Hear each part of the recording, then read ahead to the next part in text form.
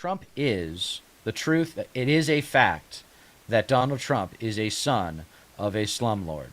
So Right. why was that not used left and right as just a beautiful little insult to make him feel small? I mean, the words, the rhetorical warfare matters. It matters a lot. I mean, Yeah. as far as a lot of the younger, the next generation, do you think that, I mean, we're different generations. I can tell you with beyond a shadow of a doubt that a lot of millennial problems with the Democratic Party is just based on how weak they are. It's just Yeah. whether or not that's Oh true. yeah. It's based on their perceived weakness. They are Yes. perceived as the party that, when they have power, they don't use it the Right. right way. Exactly. They don't use it to execute their agenda. They sit back and they're too scared to make a mistake. Right. You know, Exactly. so that's the way that a lot of millennials look at the Democratic Party. I Yep. wonder. I'm interested to hear though. What do your Gen Zers think? Well, I, uh, I think I mean my both my parents are well, yeah. I'm like literally like right on the cusp of millennial Gen Z. So like Oh, okay. you know, from what I can tell, because I am friends with a lot of Gen Z, like people in their early mid 20s and whatnot, and a lot of it really does come down to like bleakness and indifference, because they just think, Apathy. yeah, yeah, like I mean, the those that are involved or engaged at the very least, I mean, it's uh, it's hard to say whether or not they see much point in a lot of it. I mean, don't get me wrong. Like, I mean, just 4 years ago, like I was barely 25 and I was voting in my first general election. And I felt like I was actually like voting against something rather than for something. But because a lot of us were convinced, a lot of millennials voted for the first time in that election. Um, it's hard to convince people to fight for something when there's really just like nothing really there to, like, I guess there's not many figures, there's not many role models, there's not much excitement, there's not much pressure, I guess you could say, because in the end, like, we don't have like a fully, like, we don't have a full democracy. Like, it's the whole system's corrupt all to hell. Like, the more money you have, like the more sway you have, the more influence you have. Obviously, I mean, watch that wealth thing, and that translates to politics too, because of the Citizens United case. Like, money equals free speech, and you can go on OpenSecrets.org and see who owns all your politicians. It's uh, bleak and indifference, like, would probably summarize a Apathy. lot. Yeah, Yeah, I mean, apathy. A lot of Gen I think Zers. that if you were to ask them the question, what do they at least believe the government does for them, they would say very little. If Exactly. if you were to ask them, I was like, okay, what about fire department, police department, water, power? They'd be like, okay, yeah, you're right. They're like Yeah. military. Then they would kind of pick it up and they'd be like, yeah, those things are important. They just don't think let long about it because they've got other things to Yeah. think about. They've got Instagram, they've got Uh huh. TikTok, they've got their girlfriends and boyfriends and their latest. I can't imagine the complex context Right. Yeah. of the environment in which these kids are growing up now. I can only imagine the kind of curveballs parents are dealing with. Right. No. No kidding. Like, I got my brother who lives with me is 21 and his partner's 20, and both of them, like, it. I don't. I would not know, like, how to put myself in the shoes of someone that young, because they were raised from a young age, early 2000s, to, like, where all this technological advancement was, like, at the forefront of their early development. you know. Whereas for me, like I can still remember VHS tapes and TVs before they were flat screens.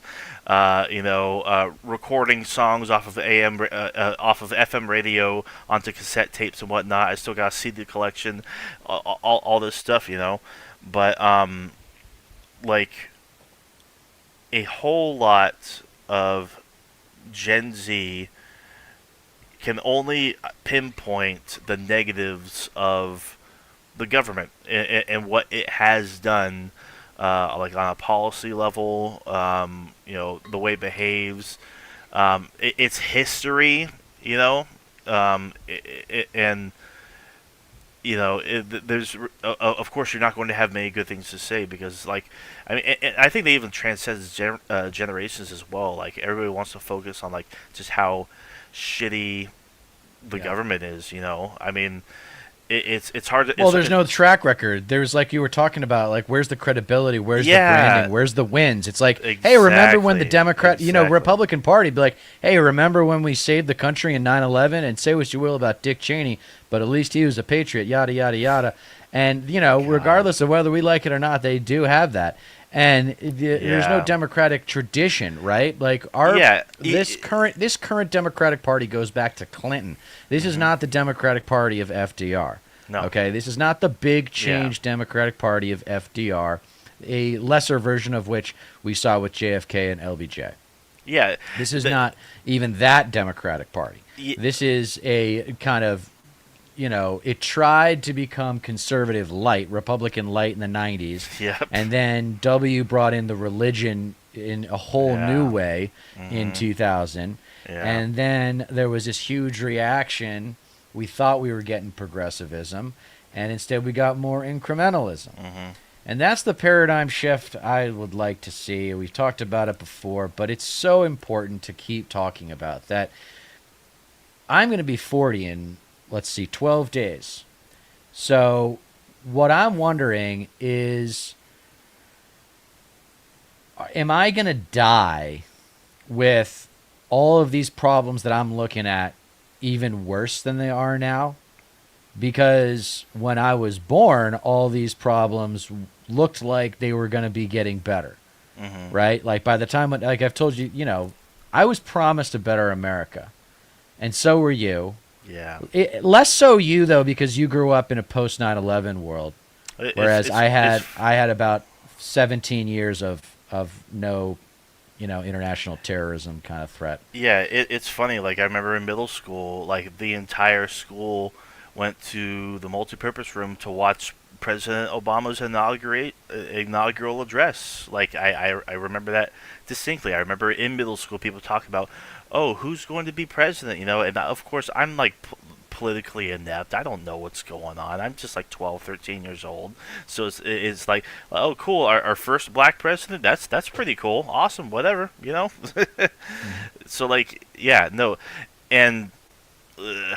We were talking about before, like you can, like Republicans have it locked down. You can point to like anything, like remember, like you said, remember how we saved the world after 9/11?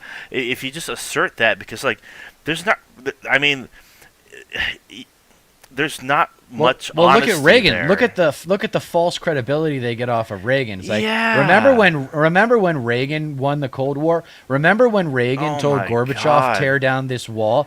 They have gotten 40 years of mileage off of that crap. God and damn it. The Democrats don't have any of that. That's I mean, we have some of it with Obama. I mean, Obama, talk about like the casting choice of everybody wanted. Yeah. Everybody. It's the guy that everybody wanted on the left to represent the big change movement, and it just was more incrementalism. I mean, for Christ's sake, Obamacare came out of the Heritage Foundation. Yeah, we wouldn't have had Trump if not for his shortcomings. Like he came directly after Obama. Yes. Like that's all it comes down to. Like That's another litmus test question.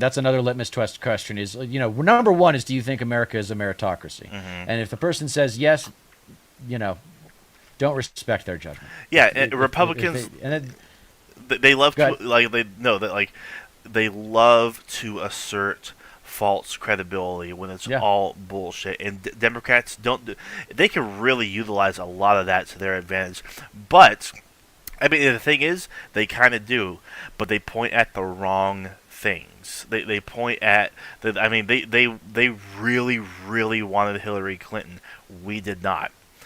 Yeah. They like to point at like compromise and civility and Right. bipartisanship as like things to champion, like Well, not Biden's. anymore, and Or, MAGA doesn't do that. That's actually indicative of the internal division that defines the right wing America right now. But what I well, was I'm going to talking say about was Democrats. the second question for the litmus test is: do you think it is going to be love and kindness, or righteous, unapologetic conflict that gets this country out of the rut we've been in for coming up on 50 years now? Yeah, no And kidding. the answer is obviously righteous, unapologetic, rhetorical conflict. Yeah, that's what's going to I mean, have to be. Like you have to win the rhetorical war. Like all this unity and talk of like getting along and like we're America. There's nothing we can't do.